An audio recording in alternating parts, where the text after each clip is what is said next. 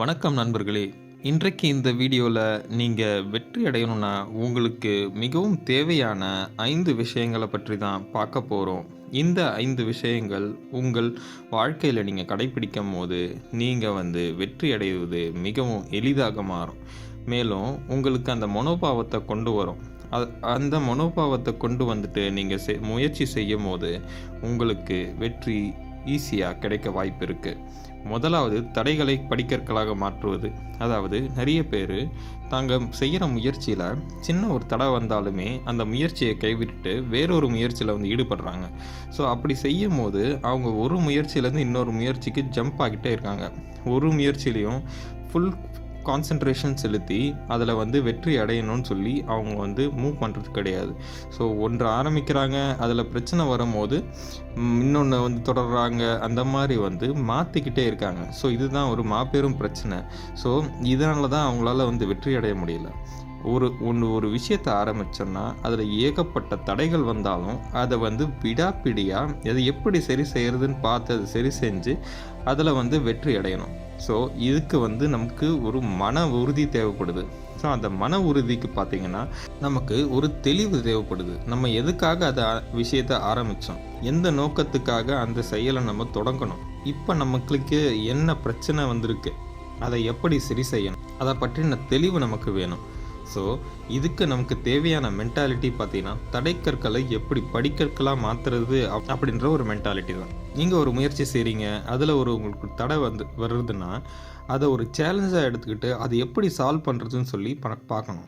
நீங்கள் அதை அப்படி அப்ரோச் பண்ணும் போது உங்களுக்கு வாழ்க்கை இன்ட்ரெஸ்டிங்காக இருக்கும். நீங்கள் ஒவ்வொரு தடையை தாண்டும் போதும் உங்களுக்கு ஒரு சந்தோஷம் கிடைக்கும். அது உங்களை மென்மேலும் வளர்ந்து செல்ல உதவியாக இருக்கும். ரெண்டாவது விஷயம் பார்த்தீங்கன்னா துக்கம் நிலையானது இல்லை. நிறைய பேருக்கு ஏதாவது ஒரு ஃபெயிலியர் வரும்போதோ இல்லை மற்றவங்க அவங்கள தாழ்த்தி பேசும்போதோ என்ன பண்ணுறாங்கன்னா ரொம்ப உடஞ்சி போயிடுறாங்க, ரொம்ப வருத்தத்திலே இருக்காங்க. ஸோ அந்த மாதிரி சமயத்தில் அவங்க மனசில் துக்கம் நிலையானது இல்லை அப்படின்னு சொல்லி மனசில் நினச்சாங்கன்னா அப்போவே அவங்க வருத்தத்திலேருந்து கொஞ்சம் கொஞ்சமாக மீண்டு வர ஆரம்பிப்பாங்க.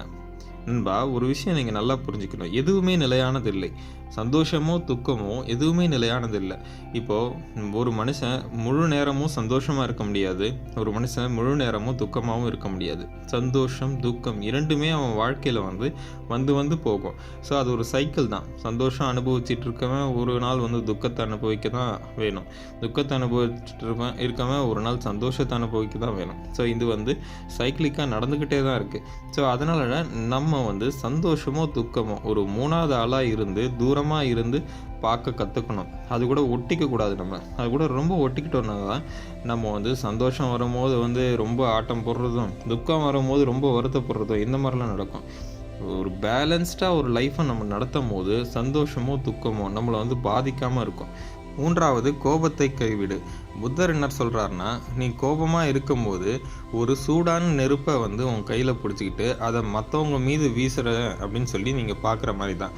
ஸோ அந்த சூடான நெருப்பு நீங்கள் மற்றவங்க மீது வீசுறதுக்கு முன்னாடியே அது உங்கள் கையை சுட்டணும். அதே மாதிரி தான் நீங்கள் கோபமாக இருக்கும் போது நீங்கள் மற்றவங்கள தண்டிக்கணும்னு நினைக்கிறீங்க. ஆனால் உண்மையிலே என்ன நடக்குதுன்னா அந்த கோபம் உங்களை தான் தண்டிக்குது, உங்கள் உடல்நிலையை பாதிக்குது, உங்கள் மனநிலையை பாதிக்குது.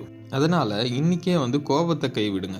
கோபத்தை கைவிடணும்னா அதுக்கு ஒரு எளிய வழிமுறை இருக்குது. என்னன்னு பார்த்தீங்கன்னா, கோபம் எதனால் வருது? உங்களுக்கு மனக்கசப்புகள் நிறைய மற்றவர்கள் மீது இருக்கிறதுனால வருது. அந்த மனக்கசப்புகளை மறக்கணும். அதை மறக்கும் போது கோபம் ஆட்டோமேட்டிக்காக உங்களுக்கு சரியாயிடும். மனக்கசப்புகளை மறக்கணும்னா மற்றவங்கள நீங்கள் மன்னிக்கணும். மன்னிக்கும் போதே அவங்க மேலே இருக்க கோபம் தீரும். கோபம் தீர்ந்துடுச்சுனாலே வாழ்க்கையில் உங்களுக்கு இன்பங்கள் பெருகி கொண்டே வரும். ஸோ உறவு முறைகள்லேயும் கோபம் தீர்ந்ததுக்கப்புறம் பார்த்திங்கன்னா உறவுகள் நன்கு வளரும். எனவே இன்றே கோபத்தை விடுத்து அன்பை வெளிப்படுத்த தொடங்குங்கள். அடுத்த முக்கியமான விஷயம் பார்த்திங்கன்னா பொறாமைப்படக்கூடாது. நம்ம இந்த உலகத்தில் அன்பை வெளிப்படுத்தினா நம்ம நோக்கி அன்பு நிறைய வரும். இதுவே பொறாமையை வெளிப்படுத்தினா நம்ம நோக்கி பகை நிறைய வரும். ஸோ நம்ம என்ன வெளிப்படுத்துகிறோமோ அதுதான் நமக்கு திரும்பி வரும். இப்போ பொறாமை குணமுடைய ஒரு மனிதன் மற்றவர்களோட வளர்ச்சியை விரும்ப மாட்டாங்க. அவங்க கெட்டு போகணும் அப்படின்ற மாதிரி நினைப்பாங்க. ஸோ ஆனால் உண்மையிலேயே அவங்க நினைப்பு பார்த்திங்கன்னா அவங்கள தான் கெடுத்துரும். ஸோ நீங்கள் மற்றவர்களை வளரணும்னு நினைக்கும் போது நீங்களும் தன்னால் வளருவீங்க. இதுதான் ஒரு இயற்கை விதி. அதனால் இன்றிலிருந்து மற்றவர்களுடைய வளர்ச்சியில் வந்து நீங்கள் வந்து சந்தோஷமாக இருக்கணும். ஸோ மற்றவங்க வளர்ச்சி அடையும் போது நீங்கள் சந்தோஷமாக இருந்தீங்கன்னா நீங்களும் வளர்ச்சி அடைவீங்கன்றது தான் யதார்த்தமான உண்மை. அடுத்து பார்த்திங்கன்னா நிகழ்காலத்தில் வாழ்கிறது. ஸோ இன்றைய மனுஷங்க பார்த்திங்கன்னா ஏதோ ஒரு கனவுலகத்திலே வாழ்ந்துட்டுருக்காங்க. ஒன்று கடந்த காலத்தில் நடந்த துக்கங்களை நினச்சி வருத்தப்பட்டுக்கிட்டே இருக்காங்க, இல்லை எதிர்காலத்தை பற்றி ஒரு பயத்தோடவே இருக்காங்க. ஸோ ஆனால் யாருமே வந்து நிகழ்காலத்தில் ஒரு சந்தோஷமாக வாழ்கிற மாதிரி தெரியல. ஒரு சிலர் மட்டும் நிகழ்காலத்தில் கவனம் செலுத்தி அவங்க வாழ்க்கையை சூப்பராக வாழ்ந்துட்டுருக்காங்க. எனவே நண்பா, நீங்கள் வந்து நிகழ்காலத்தில் வாழ பழகுங்க. இப்போ என்ன வேலை கொண்டிருக்கீங்களோ அதில் வந்து ஒரு முழு கான்சென்ட்ரேஷனை கொடுத்து ஒர்க் பண்ணுங்கள். ஸோ அதுதான் வந்து நிகழ்காலம் தான் நம்ம கையில் இருக்குது. நம்ம எதிர்காலம் வந்து இருக்குது, ஆனால் அதில் வந்து நம்மளால் ஒன்றும் வேலை செய்ய முடியாது. நிகழ்காலத்தில் வேலை செஞ்சால் எதிர்காலத்தில் உங்களுக்கு அது பலனளிக்கும். அதனால் நிகழ்காலத்தில் கவனம் செலுத்தி என்ன பண்ணணுமோ அதை பண்ணிக்கிட்டே இருங்க. ஒரு செடி வந்து வளரணும்னா, ஒரு மரமாகணும்னா அது மரமாகணும்னு சொல்லிட்டு மனசில் வந்து ஒரு பயத்தோட அதை எதிர்பார்ப்போட வந்து இருக்கணும்னு அவசியம் இல்லை.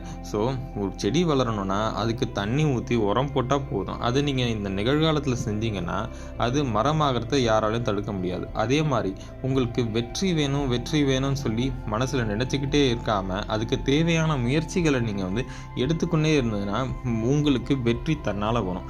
ஸோ இதுதான் வந்து யதார்த்தம். நண்பர்களே, இப்போ இந்த வீடியோவில் சொன்ன விஷயங்கள் உங்களுக்கு உபயோகமாக இருக்கும்னு நான் நம்புகிறேன். பிடிச்சிருந்தால் லைக் பண்ணுங்கள், நமது சேனலை சப்ஸ்கிரைப் பண்ணுங்கள். நன்றி, வணக்கம்.